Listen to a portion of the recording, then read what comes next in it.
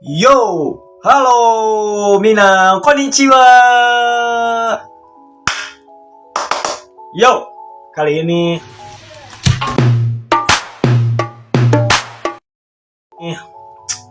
gue ingin speak up. Ya, kenapa? Gini, gue mau ngasih pengumuman bentar dulu sebelum kita mulai videonya. Satu, kenapa gue nggak bikin reaction lagi atau jarang bikin video? Ya karena satu, ya laptop gue lagi bermasalah. Kedua, ya waktu juga, sama gue bingung mau bikin apa gitu ya. Ketiga, problemnya viewsnya turun. Ipak. Tapi bukan masalah itu. Oke minasan, udah itulah pengumuman kali ini. Halo Mina, gua konnichiwa minasan. Oke, kembali lagi ke konten perjepangan atau perwibuan. I don't know something ya, bodo amat. Oke, di video kali ini gua akan membahas 4 kebiasaan buruk orang Jepang. 4 saja. Jangan banyak-banyak karena gue tidak mau membuat video yang sangat-sangat ribet ya. Karena gue sempat waktu itu bikin festival aneh, terus ahegao, banyak serba-serbi Jepang gitu, cosplayer, banyak. Dan ini gue akan membahas kebiasaan orang-orang Jepang. 4 saja ya. Yang pertama kita bahas kalian Jepang. Yang pertama adalah solokan. Kalian tahu solokan ya? Kalau kita di solokan, di got-got di Indonesia terutama, itu lebih utamanya adalah air kotor atau penyimpan saluran air yang untuk menahan resapan air gitu biar nggak banjir. Itu fungsi solokan di kita gitu. Kalau di Jepang, di daerah terutamanya khusus di daerah kota atau daerah pinggir-pinggiran Jepang itu ada solokan, tapi solokannya itu dipenuhi oleh ikan koi. Kenapa bisa? Dan gue baca-baca di situ emang tingkat kebersihan air di got atau di solokan Jepang itu bersih banget.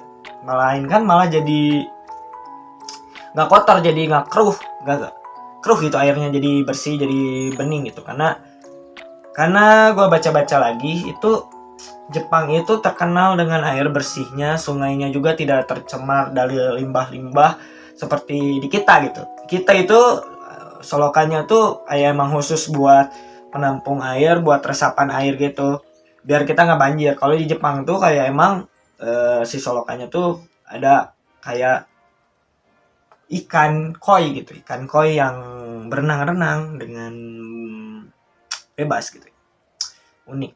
Itu yang ada di Jepang gitu ya. Yang kedua, yang aneh kedua itu adalah kalau kita makan sup.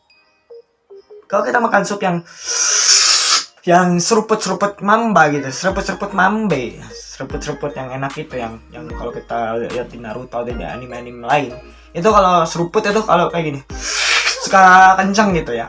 Itu menandakan kalian menikmati makanan yang menghargai makanan itu tersebut gitu. Yang gua baca-baca di artikel, semakin lu menyeruput atau istilahnya tuh menseruput makanan itu atau sampai habis makanan itu, atau semakin kita kayak bunyi-bunyi kayak gini. Namun misalkan di Indonesia mah kalau kayak gitu jatuhnya attitude atau kurang sopan karena gandeng gitu. Kalau misalkan kita makan kacang kruk gitu, itu ngeganggu kita kalau lagi makan, kalau lagi kumpul keluarga. Misalnya maneh yang kolot maneh gitu. Jadi bahasa Sunda. Jadi kayak lu lagi kumpul keluarga terus lu makan gitu, dan tiba-tiba lu kayak ceplak gitu. Ceplak itu apa ya? Bersuara gitu, berisik kalau lagi makan di meja gitu kan. Itu nggak boleh kalau di attitude di kita gitu. Kalau di Jepang, semakin lu berisik kalau lu makan, semakin ya lu menghargai makanannya. Dimaksudkan di sini, jadi orang-orang Jepang ini paling suka gitu menyajikan makanan kepada menyajikan makanan tamu gitu. Dan kita menikmati makanannya itu dengan penuh dengan gembira, dengan penuh istilahnya tuh penuh dengan nikmat gitu, dengan sukacita gitu. Itu menandakan bahwa lu suka makanannya.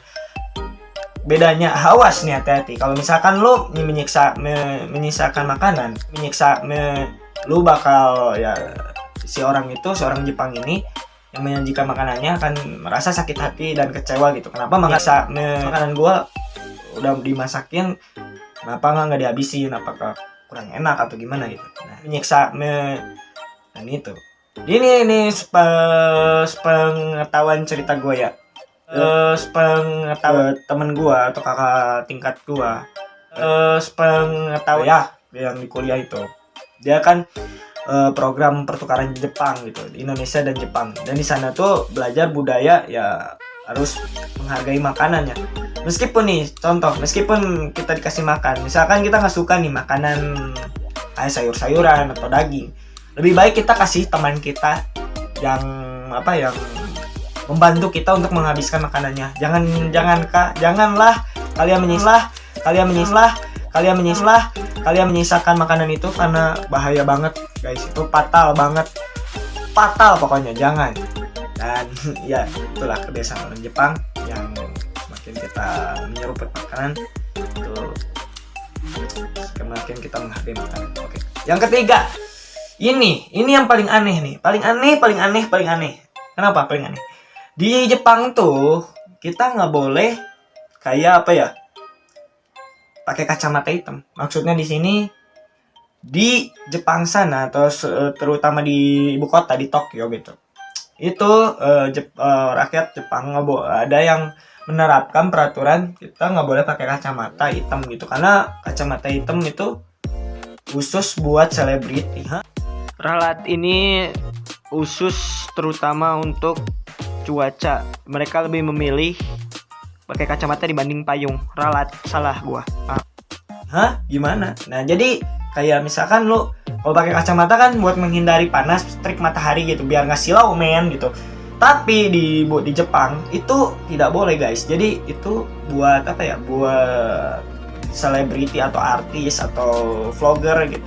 Ya, yang fame gitu. Dan yang terakhir untuk pembahasan video kali ini, karena gue panjang ya takutnya gitu kalian bosen, yaitu adalah kalian tahu ini benang merah ini ya, benang di Jepang tuh kalau misalkan kita bukan menghadiri kayak pasangan kekasih, kalau kita identik dengan lamaran gitu atau dengan mengikat cincin. Kalau di Jepang tuh emang ada budaya yang mengikat cincin, tapi lebih populernya itu ada yang benang-benang merah itu kayak seutas tali terus dikaitkan ke pasangan masing-masing. Itu kayak di anime Koito Uso ya.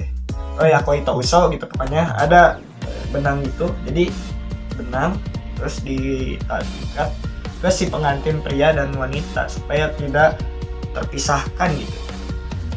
Oke, gitu aja sih video kali ini yang nggak jelas ini di Jepang aneh. Kalau kalian suka video kali ini, jangan lupa kalian klik like ya video ini dan share dan hashtag view kecil. Oke. Terakhir dari gua, see you in the next video. Saya Amui Bojan.